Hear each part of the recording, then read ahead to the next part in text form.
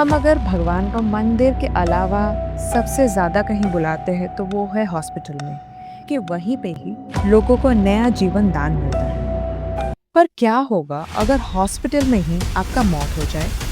बीमारी की वजह से नहीं, ऑर्गेनाइजेशन की बेपरवाही की वजह से।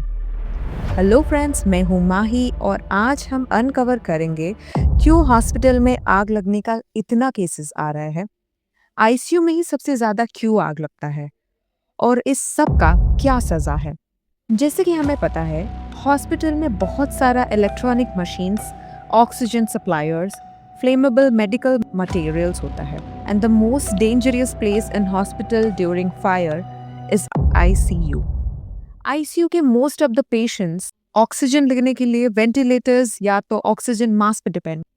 उससे पहले हम ये समझेंगे कि सिर्फ ऑक्सीजन से आग नहीं लगता है। बहुत सारे लोग ये गलत समझते हैं कि ऑक्सीजन से आग लगता है, बट ये आधा सच है। सिर्फ ऑक्सीजन से आग नहीं लगता है। ऑक्सीजन एक बहुत बड़ा सपोर्टर है आग का। इससे हम एक एग्जाम्पल के दौर में समझ सकते हैं। एक कमरे में अगर सिर्फ ऑक्सीजन हो और उसमें आग लगा दिया जाए तो वो कभी भी आग नहीं लगेगा। बट अगर हम एक पेपर में आग लगा के उस कमरे में फेंक देंगे, आग तो लगेगा बट उसका इंटेंसिटी बहुत ज़्यादा होगा, बिकॉज ऑक्सीजन सबसे बड़ा सपोर्टर है फायर का। हॉस्पिटल में बहुत सारा फ्लेमेबल मटेरियल्स जैसे कि plastic tubes, mattresses, even alcohol based sanitiser, ये सब आग लगाता है और ऑक्सीजन ये सब आग को ज़्यादा इंटेंसिफाई करता है। आज तक जितने भी केसेस हैं हॉस्पिटल में आग लगने के, उनमें से 85% टाइम आग का रीज़न शॉर्ट सर्किट होता है। ये सब सुन के आपके दिमाग में ये आ रहा होगा कि फायर अलार्म भी तो है, इवैक्यूएट जल्दी हो जाएगा, सारे लोगों को जल्दी जल्दी बाहर निकाल देंगे तो सारे लोग बच जाएंगे। But no, it's not that easy, because evacuation procedure ही इतना डिफिकल्ट होके पड़ा है। Let me just break it down for you. Number 1, poor hospital design. ना कोई प्रॉपर इमरजेंसी एग्जिट है, ना कोई safe fire zone. Number 2, smoke यानी कि धुआं आग से ज्यादा जल्दी स्प्रेड होता है, जिसकी वजह से सफोकेशन बढ़ता है।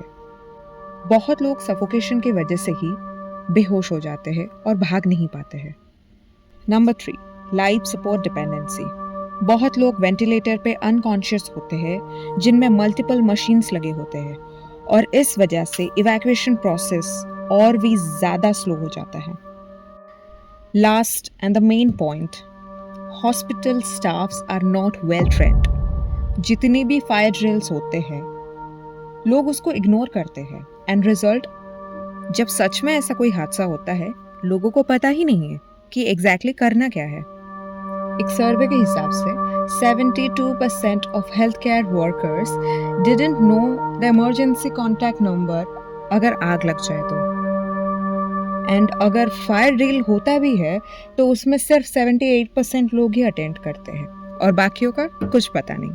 And the best part is, सिर्फ 1% लोगों को ही पता है कि फायर एक्सीडेंट में एग्जैक्टली करना क्या है। तेलंगाना की एक मेडिकल स्कूल की सर्वे के हिसाब से 2010 से लेकर 2019 का 33 हॉस्पिटल में फायर एक्सीडेंट का केस रिपोर्ट हुआ है। एंड NIH के रीसेंट सर्वे के हिसाब से 2020 से लेकर 2023 के बीच में 27 केसेस रिपोर्ट हुआ है। 2010 से लेकर 2019, 9 सालों में 33 केसेस, एंड 2020 टू 2023, 3 सालों के बीच में 27 केसेस।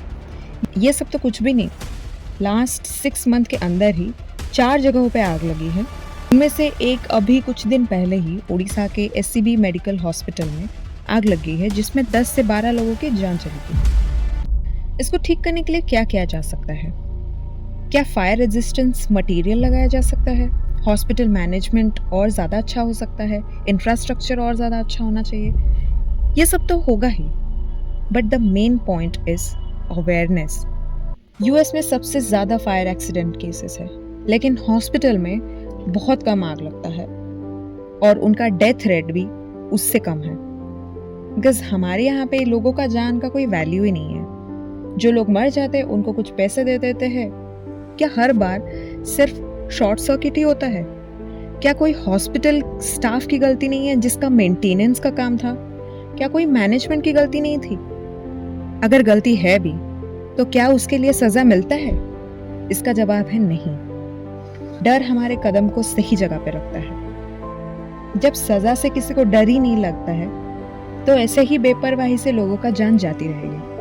वीडियो पसंद आए तो लाइक कीजिए और कमेंट कीजिए अपना ओपिनियन, और शेयर कीजिए अपनी दोस्तों को अवेयरनेस बढ़ाने के लिए, और सब्सक्राइब कर दीजिए मेरे चैनल को ऐसे और वीडियोस के लिए। Thank you.